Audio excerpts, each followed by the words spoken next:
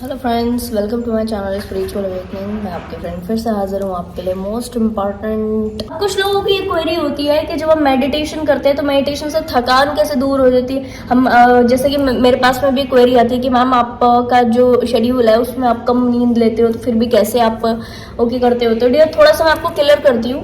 देखो, जब आपने मेडिटेशन करना शुरू किया, ठीक है,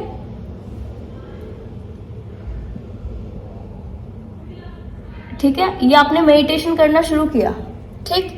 अब जब आपने मेडिटेशन करना शुरू किया तो हुआ क्या कि यहाँ पर आपका थर्ड आई है।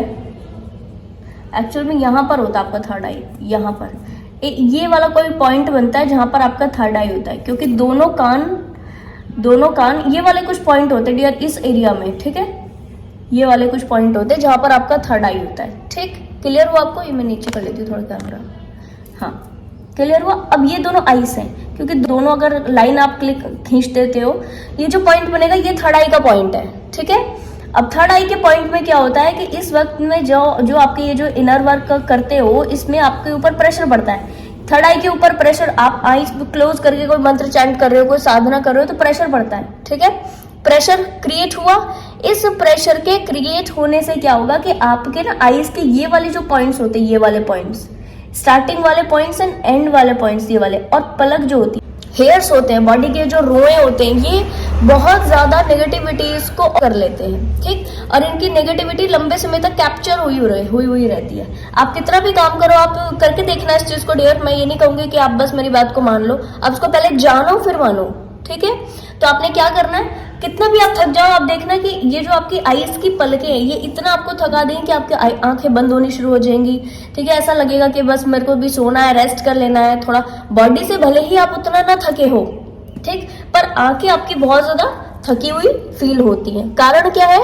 क्योंकि आपकी पलकें जो कि वहां पर हेयर है, रोए हैं बॉडी के सब, ठीक है, और प्रोमिनेंट रोए हैं। आईज बहुत सेंसिटिव पार्ट होता है, सेंसिटिव पार्ट के ऊपर रोए और उन्होंने नेगेटिव एनर्जी को रिसीव कर लिया, तो आप समझोगे कितना स्ट्रेस वाला पॉइंट बनेगा, ठीक। जब आप मेडिटेशन करते हो तो आईज के ऊपर ये जो पलकें बनी, इसमें से स्ट्रेस रिलीज होता है। क्यों? क्योंकि आप प्रेशर यहाँ पे दे रहे हो। जब आप थर्ड आई पे इस तरह से प्रेशर देते हो तो आपके पलकों से स्ट्रेस खींच लिया जाता है डियर सारा। जब आप फील करते हो नर्वस, जब आप करते हो थर्ड आई मेडिटेशन, तो आपको ऐसा लगता है जैसे सारी एनर्जी खींच के ना यहाँ प्रेशर कर रही है कुछ। जिस तरह व्यक्ति को ऐसा लगता है कि यहाँ पर कुछ ड्रिल मशीन जैसा चलना, या कुछ नेगेटिव फील होना, या कुछ अलग से झरझराहट, सनसनाहट ऐसे फील होना, कुछ डिफरेंट टाइप के एक्सपीरियंस होना यहाँ पे, ठीक है। वो क्यों होते हैं? क्यों होते हैं वो? क्योंकि इधर उधर की सारी एनर्जी जो है वो इस तरफ से खिंच रही होती है, इसी वजह से यहाँ पर इतना खिंचाव व्यक्ति को फील होता है। क्लियर हुआ आपको? अब जब आप यहाँ से खिंच रही है ना एनर्जी, तो मानकर चलिए कौन सी एनर्जी खिंच रही है? ये जो नेगेटिव चीजें आईज के ऊपर, जो पलकों के ऊपर नेगेटिव चीजें असर कर रही है, सारी खिंच रही है, ठीक। अब खींच तो रही है वो यहाँ पर, बट पॉजिटिव रिजल्ट यहाँ पे पड़ेगा। थर्ड आई पर पॉजिटिव रिजल्ट हमेशा पड़ता है। ये नेगेटिविटी खिंच करके थर्ड आई में जाती है, थर्ड आई की एनर्जी से कनेक्ट करती है, तो मानकर चलिए थर्ड आई को बहुत पॉजिटिव फील होता है। तो सारा पॉजिटिव एनर्जी थर्ड आई को मिल रहा होता है। यहाँ का जो स्ट्रेस से कंफ्यूजन, नेगेटिविटी, सारी चीजें हुई है ना, इस वक्त आपको आंसर मिल जाएंगे यहाँ पर, ठीक। और क्या होगा, जैसे ये स्ट्रेस जो है वो एनर्जी खींचने का जो फील हुआ आपको, ये एनर्जी जो खींची है यहाँ पे, इससे सारा स्ट्रेस पलकों से यहाँ गया, ठीक है, यहाँ पर खींचा। तो यहाँ का जो स्ट्रेस है, ये जो आईज के इस तरफा वाला जो कॉर्नर है और इस तरफा वाला कॉर्नर है, ये वाले जो कॉर्नर है दोनों, इनके भी स्ट्रेस जो है वो यहाँ पर खिंचते हुए फील होते हैं डियर। और टू बी वेरी ऑनेस्ट, इसी तरह से बॉडी का सारा स्ट्रेस जो है वो खिंच जाता है, और इस तरह से व्यक्ति कुछ समय बाद ही रिजुवेनेटेड फील करता है। जब आप मेडिटेशन के बाद, मान लो आप थक गए हो बहुत ज्यादा और आपने 10 मिनट मेडिटेशन किया, तो यही प्रोसेस आपके सबके साथ में घटित होता है, ठीक। अब इस प्रोसेस के तुरंत बाद जब आप अपने आईज को ओपन करते हो तो आपको ऐसा नहीं लगता कि आप थक गए थे या आपको बहुत ज्यादा अभी रेस्ट की जरूरत है। आपको ऐसा लगता है आप रिजुवेनेटेड हो चुके हो, आपने अपनी चीजों को ओके कर लिया है, और ये प्रेशर आपका बरकरार रहता है उस वक्त तक जिस वक्त तक आप आईज ओपन करते हो, ठीक है। तो फाइनली कुछ सोल्स इसको बड़ा डिटेल में समझ चुकी हैं, फील भी करती हैं, बट उनको एक्सेस मालूम नहीं है। अब मैं आपको क्लियर कर दूं, इसी तरह से व्यक्ति की जो नींद है वो कम होती चली जाती है। जैसे कि कोई व्यक्ति को आज आदत है 8 घंटा 10 घंटा सोने की, ठीक है। अब जब वो व्यक्ति इस तरह साधना करता है, मेडिटेशन प्रैक्टिसेस करता है, तो उस व्यक्ति का रिजुविनेशन होता रहता है कंटिन्यूसली। कुछ कुछ समय बाद वो रिजुविनेट होता रहता है, ठीक। तो उसके जो रात की जो नींद का पैटर्न है वो अपने आप ही कम होता चला जाएगा। क्लियर हुआ आपको?